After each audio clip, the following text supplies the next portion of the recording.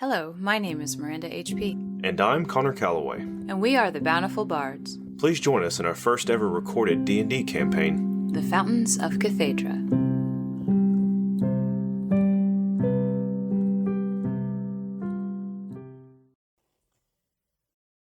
Anything you want to do before you tuck in, before you start the next day? No, just... Any spells you want to put into your piano?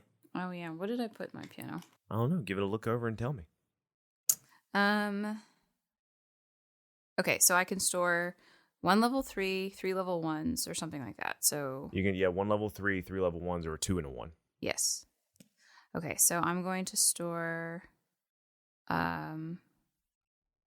Healing Word, Okay. Chromatic Orb. All right. How long does the stores last until I use them? Until you use them, Or yes. replace them? Until you use them and then replace them, yes. Okay, so I'm going to do... You have to use them to get them out of there. Oh, okay, I can't just overwrite them? I mean, yeah, that's essentially in a roundabout way, that's what you'll be doing. Okay. Yeah, so I'll do 2 Healing Words and 1 Chromatic Orb. Okay. That sounds like a plan to me. So that's what I'll have stored in it. Jimothy looking over at you as you're doing this and playing music and you're kind of explaining what you're doing. He's like, you didn't find, like any fancy swords in there? A dagger? Bow? A shield? A helm of brilliance? No, sorry. Okay. Next cool weapon I get, though, okay? Yeah, absolutely. Trust me, I can only be a one-woman orchestra for so long. Hey, I had another one of those crazy dreams where, we get empowered and stuff. So far, that's 4 dreams I've had. Nice. So I'm only 1 behind you now. Since you're capped, that means I can catch up, right? That's true. Cool. So, the evening comes. You all enjoy your stew again as it's still simmering in a pot, and the robots are continuing to tidy up and fix the place and move the boulders and things like that. Magical pho. Magical pho? Sure, Yeah. why not? I mean, hey, if it simmers forever, might as well be pho. I love pho. You don't have a restless sleep. You're able to sleep pretty soundly on your makeshift nice cots. But, you do have dreams of, a towering city, red storms, and nothing to unsettle you. It just seems like, your memory just replaying and settling everything away in the back of your brain.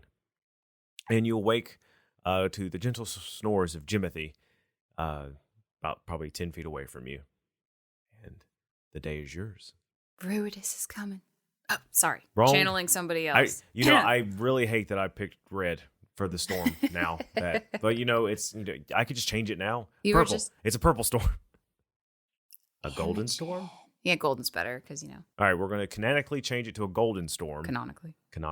Because of conflicts with another podcast / show going on that is D&D related. That will not be named here. It's probably Critical Role. All right, so Theo leads the 2 of you out to the circle to the left of the one that you are currently on. To the left. To the one that leads to Radiant. She goes, I have made the adjustments. I think we're good to go. Jimothy's like, okay. All right. Do you have everything you need? Yep. All right. Let me know what's going on. And be sure you mark where you end up because you need to be able to get back there in order to get out, especially if the whole city's following you and chasing you with knives and pitchforks. Can I? No, never mind. Because there's no point in me. Yeah, okay. Continue. Never mind. Okay. So the 2 of you step up onto the little raised platforms. Remember, it's about half an inch off the ground. And Theo traces her hand along the edge just to make sure she's got everything right. You see a mild look of concern before she speaks out the passphrase, and then there's a flash of light. All right, hand me your character sheet. I got to tear it up. Okay. No, I'm joking. Well, from the shadows, a masked figure leans forward. You go. No, we're not doing. Connor pushes her back. No, Get back. No. Put Mara and Naru back. They put your evil cleric back in the closet. You hear the tinkling of a bell sounding very disappointed. No, we're not doing that. Miranda has a very creepy cleric that she plays sometimes. She's my backup character for everything, and she's become a sort of inadvertent threat. Yeah, a threat for me not to kill whatever character Miranda currently has. Now, you go first, then Jimothy second, because it is one at a time. He appears and he just kind of hunks over, holding his gut. He's like, "Oh, I shouldn't have had that second breakfast this morning. I don't think I'm ever going to get used to that." Pat him on the back. You'd be surprised. You're in a very dark room, it seems like. Jimothy looks up and goes, "Hey, this room's dark." Thank you, Jimothy. Your genius intellect is amazing. Firebolt. And he throws out his hands and you see an arc of flame go out and it collides, giving you a brief display of light. And you see that you're inside of a cave of some sort. I was going to go the less disastrous route in case we had been in a cave full of like flammable vapors. And I used prestidigitation because prestidigitation can create light. Brief light. Glitter. Because I can keep it up infinitely. So I'm just kind of. You do see that in this cave, there is actually like an archway in the wall that looks like it has been cut out. I look around. Do I see any of the automatons, inert or otherwise? It's actually very small, like probably 2 or 3 feet wider than the circle that you came in on. That is just covered in dirt. You actually kind of look around and you see like a bunch of disheveled dirt all around the outside of disheveled. Thank you. All around the outside of this teleportation pad, as if, it was just seconds before you appear, there was a blast of like air or something that just blew off all the debris that was, or all the, dirt that was on top of it. I'm going to kind of just go around with prestidigitation just to kind of clean it up, just in case that like inhibits its ability, just in case. You hear a message in your head. Did you make it? Are you dead? Not dead, made it. It's dirty and abandoned here. We'll see what happens. That's all you hear. So after I've prestidigitated the area, you probably think Vil on the back end was like, "Oh, thank God it worked." Yeah, probably. But I don't think Leah's perturbed because that's like 90% of Leah's like interactions is like, "Haha, it worked." Right. Cool. What was your plan if it didn't? No idea. I was just gonna figure it out as I went. Jimothy goes, "Are we ever gonna not be in caves?" Well, if we go through that archway, we'll find out. All right. And he starts heading for the archway. Yeah. Inside the archway, you actually find stairs that begin to lead up and bend back upon themselves, up over probably the teleportation chamber. And after about a minute or two of climbing, you actually come out on the side of a giant stone hill. And the way it's situated is like there's a jut of rock against another rock, and the tunnel is just inside there, almost kind of hidden.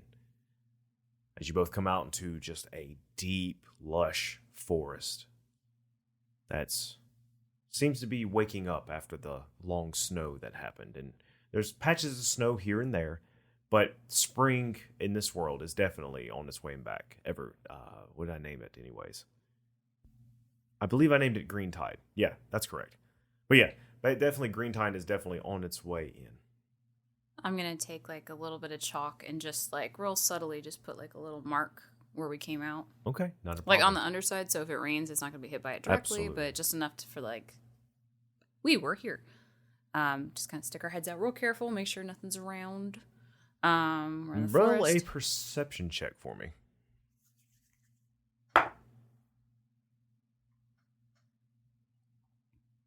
Perception. Yeah. Dirty 20.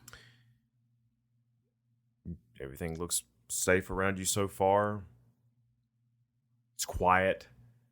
Not too quiet. You do hear the scutterings of animals. You hear a few squirrels bouncing across some foliage. You do hear a few birds chirping and things like that. So it just sounds like your standard run-of-the-mill forest. And you're kind of, in the bottom of your heart, feel a little glad that you are somewhat home. This is what you grew up in. This is what your village of Dewdrop was built within.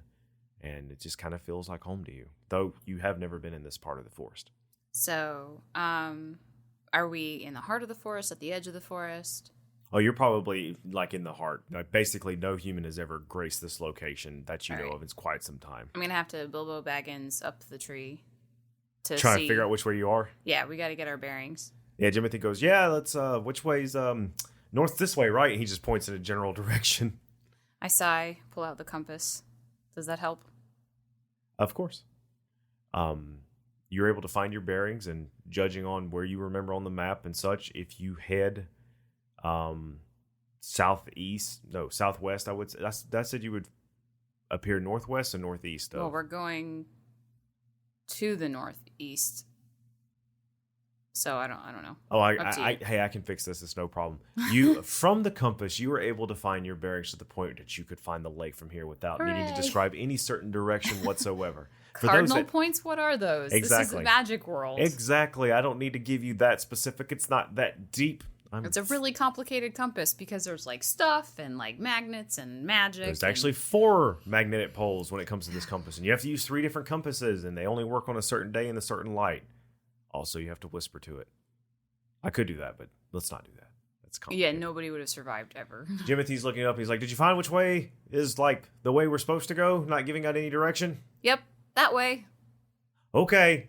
He starts trotting along as you're climbing down. I mark it on my compass. Because, like, compasses, they have the thing that you can turn the bezel on top to, like, mark where you need to go. Oh, yeah. So that you don't get turned around. Oh, so yeah. I'm going to mark on the compass where we're supposed to go. I'm just sure in case you're like, roll survival check with disadvantage. Absolutely. So. Or something. So, marked on there so that... Because if you've ever had to meander through a forest, it is very easy to get turned around. People are like, oh, just follow the moss on the trees. Trees have this annoying tendency to have moss growing all over them because they want to. Yes. So, doesn't always help. Absolutely. So you're trotting along. It's early morning. You have your rations, and you're making your way on the lake to meet up with Rysar. Is there anything you'd like to say or do as you're making your way along? Making our way? No, just doing our best not to be super loud because, well, first of all, we've been kind of out of it for a while, so it's nice to kind of just be walking through the forest that we do know these forests, even if not this particular part. So it's almost that sense of coming home again and wanting to not draw undue attention to ourselves just in case. Roll me a survival check with advantage because Jimothy's with you, trying to help your way through this woods. Those are almost the exact same number. Almost. Another dirty 20. While you're walking, you hear a very distinct noise in the air. It sounds like a frog.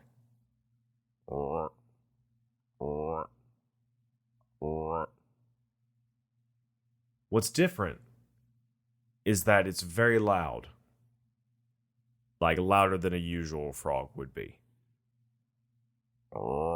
Is it getting louder? No, it seems to be staying the same. Is it... So did we hear this the entire time or just now? Let's just say as you were like breaking through some bush and over one little hill and down into a ravine, you're starting to hear it. Can I pinpoint where it's coming from? Roll me a perception check. 16. It's definitely in front of you somewhere. Your ears are definitely picking up that it is somewhere in the direction that you're walking. I'm going to, stop Jimothy, obviously. Oh, what's going on? What? I tell him I tug on my ear, the whole, like, listen. The universal sign for listening. Yeah, your ear itches. What's up? Do you not hear that? It's a frog. Are you sure? No. It's a loud frog. Climb a tree. Okay, he's going to climb a tree. I am too. You're both going to climb a tree? Well, I want to see if I can see if it's, like, coming towards us or... He's going to make an athletics check. But unfortunately, he is going to fail as he tries to climb up a tree. Where's athletics? There it is. Yeah. Unfortunately, he goes to climb a tree and he gets up. He gets up one branch, two, and then you hear snap as he falls and hits the ground. Pow! I'm going to duck behind a tree. The noise stops. And, like, hold my breath. Jimothy gets up and brushes some leaves off of him, and he goes, damn. And you see this large shadow just kind of appear behind Jimothy. Snit whispers. As he turns around to see why he is currently standing in shadow, and you just see this thing appear out of nowhere. It is a very large, frog-looking creature that stands up on its hind legs and looks down at both of you with this big mask of just greenish flesh, and I'm just behind goes, a tree. as we're gonna have everyone roll initiative. Lia and her brother both be ambushed by some type of giant frog monster just straight out of your nightmares. And for those at home wondering what this is, it is called a banderhob. Doesn't that sound exciting, Miranda? A banderhob? Now, I take offense to us being ambushed, as I tried to tell Jimothy that some shit was going down, and Jimothy was like, "What do you mean?" Well, no, he tried to climb a tree and it broke fell the out tree. of the tree. Yeah, that happens. It happens. Look, I just need you to roll initiative for me real quick, if you don't mind. Of course. What'd you roll? A whole 6. Okay, you get to have... What is your dexterity? No, I rolled a 4, but +2 to initiative. Yeah, 6. what's your dexterity? +1. All right, you gotta have rollies with the banderhob because that's what I did for that as well. 14. You go after the banderhob. It rolled a natural 20. Hopefully, we'll go ahead and get those out of the way. But Jimothy rolled highest. He's going to go first. Is that okay? That's fine. I'm behind a tree, man. So once more to set the tone, Lia and her brother were making their way through the forest to try and get to the lake north of the city of Miro. On their way, they heard a deep frog noise, much louder than the usual frog, for which Jimothy tried to climb a tree to hide, but broke a branch and fell. And now we have initiative. And that's when we say, oh, well. Yeah, I was waiting for the rhyme. Yep. Don't give me that. I only have so much that I can offer, Miranda. All right, let me just write down the health here. This is going to be kind of important. And at the top of the round, Jimothy is going to stand up very slowly, turn and see the banderhob standing above him. And he goes, oh, hi. And then as soon as the banderhob picks up its arm to swat at him, he immediately unsheaths his blade, pulls out his shield, and goes from the doofus to the warrior in an instant. You actually could be kind of proud of him, Lia, as you see him set himself. So he is going to start off by giving just a good old-fashioned swing of his sword. So give me 1 second. Let's give it some rolls here. And you're about probably, 20 feet away, trying to hide behind a tree or a bush? What would you say last time? Tree. Hiding behind a tree. So 14 plus 5 is actually going to hit, because we have an AC of 15 here. So give me 1 second to roll his damage. Damage. Da-da! That is going to be 6 points of damage.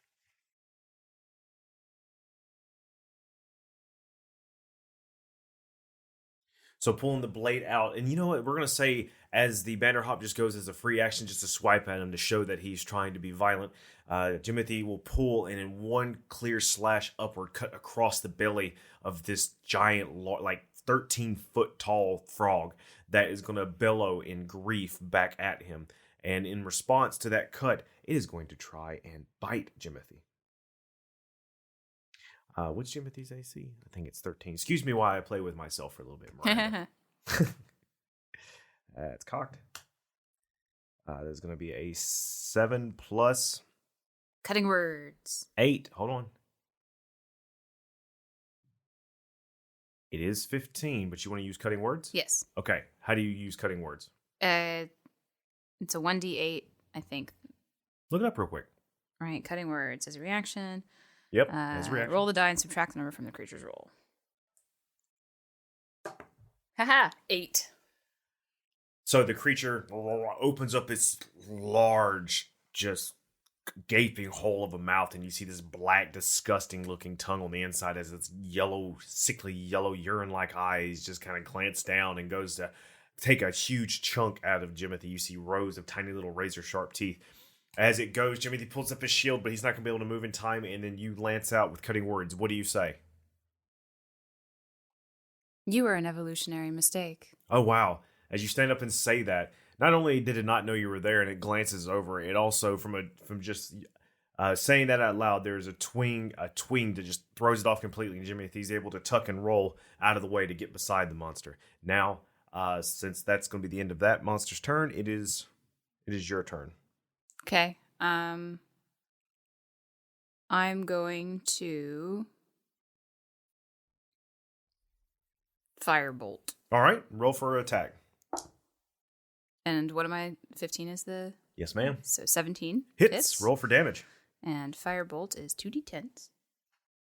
2d10, 2d10, 2d10. I think it's just 2d10. I don't think you add anything to it, right? No, plus... No, I think it's just 2d10. Right.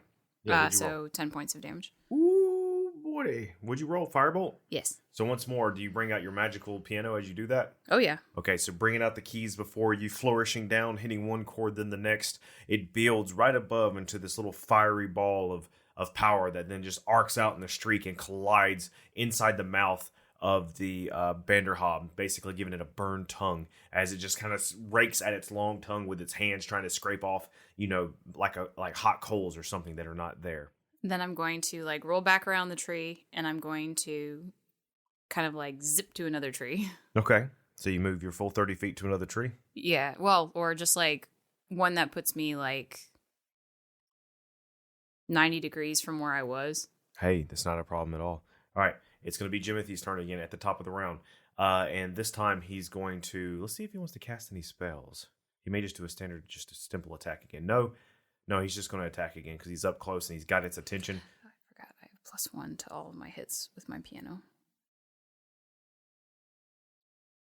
Oh, you forgot about your +1? Mm-hmm. Hey, that happens. And I can use inspiration for damage, so I can add a d8 to the damage if I want to. Oh. Right? I think, yeah, using your okay. I'm not going to this time. I was just trying to remember. Yeah, no, that's not a problem. Yes, I can include 1 bardic inspiration die to the damage. Yes. Okay. Give me 1 second. I'm reading something here. I wanted to make sure. Okay, yeah, his shield is equipped. Because his AC was a little low, so I just wanted to verify that, yeah, that's what he was doing. Let me make sure he's wearing his armor, though. Yeah, Jimothy, what are you doing? Maybe he doesn't even wear armor. Maybe he needs some. Fell out of a tree. Should have, which what I assumed was because you had armor on. Is this just because you're inadequate? He wasn't wearing his armor. He is now, though. He is now. Don't you grunt at me. Well, I mean, I was just saying, he had only 1 more AC than me. That's really sad. We're so dead. His chainmail shirt that he's put on. Okay, and with his shield as well. So next up is going to be Jimothy's turn, and he's just going to do a standard try and cut with his short sword. That is not going to hit, though. Hold on. Let me do math. Yep, that's not going to hit. As he goes to once more cut across the belly, his blade does connect, but just I'm not going to use the word blubber, but just oily, slick skin on the outside, very frog-like. Just the blade slides across without cutting anything at all. It's going to be the Banderhop's turn, and he's going to also take another bite out of Jimothy. Who seems to be the most annoying him. Unfortunately, this one is going to hit. So Jimothy is going to take this much damage. Give me 1 second to roll. Because it was a 15 plus 8, which does hit. Oops. I'll keep that roll.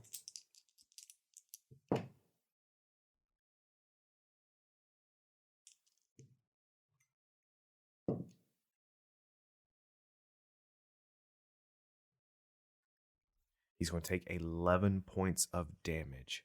Ooh. Yes, as the creature bites down on him out of his 36 hit points. And don't worry, I'll keep you aware of his hit points so that you can keep up with him in case he needs healing. So that he's done a bite down attack.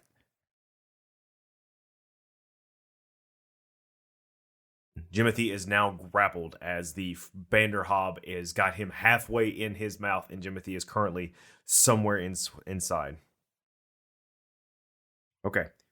That's going to be the end of the Banderhob's turn. It is your turn. Leah, what do you do? I'm going to... Your brother is yelling, by the way. Yes, but I can't see him, right? I mean, no, you can see that he's halfway into a frog's mouth. Oh, but I can still see him? Oh, yeah. Okay. I'm going to cast Dissonant Whispers. Okay. Which is a wisdom saving throw. All right. Let me go ahead and roll that for you. With my beautiful new dice that you got me for my birthday. They're clear purple that have a little spell book inside of them. I absolutely love them. So wisdom saving throw? Yes. Okay. That is a 14. Fails. All right. So he takes 3d6 damage. All right.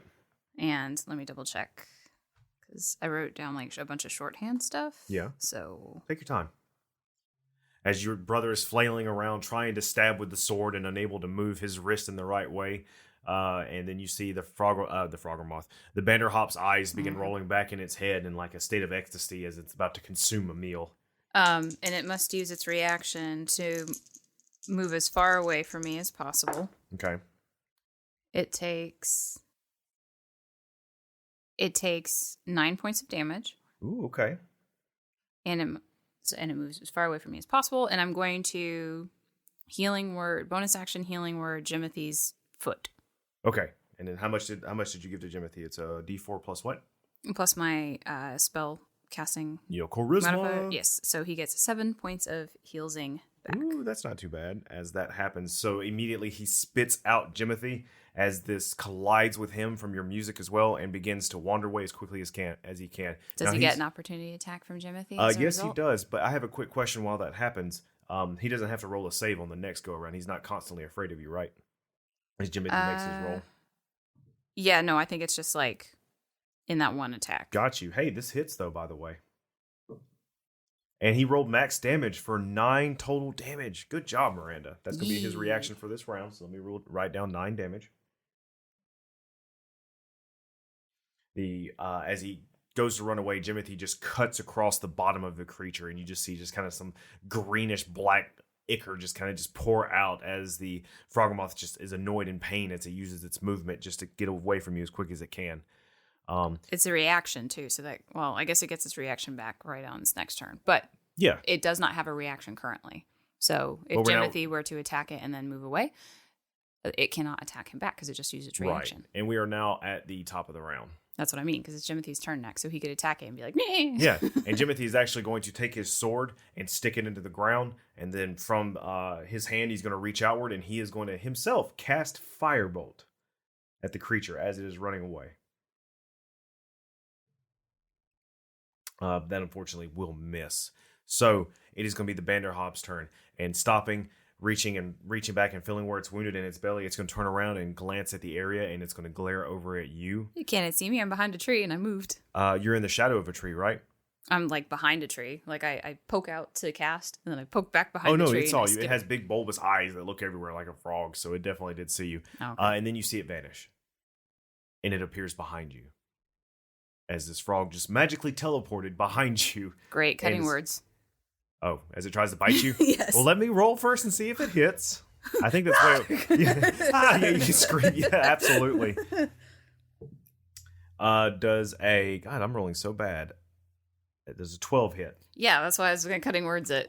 Okay, so it does... -6. -6. What's your AC? 12. Okay, mark off that inspiration for using cutting words. So I think how many do you have left? 2. 2 more? You have 4 charisma? Mm-hmm. Okay, cool. Just verifying.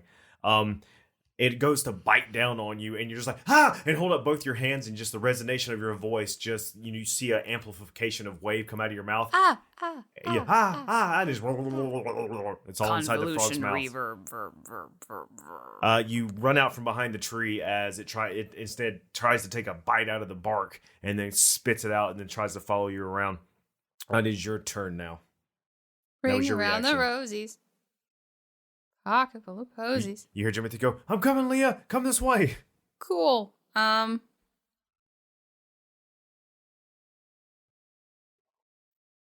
going to... What are you going to do?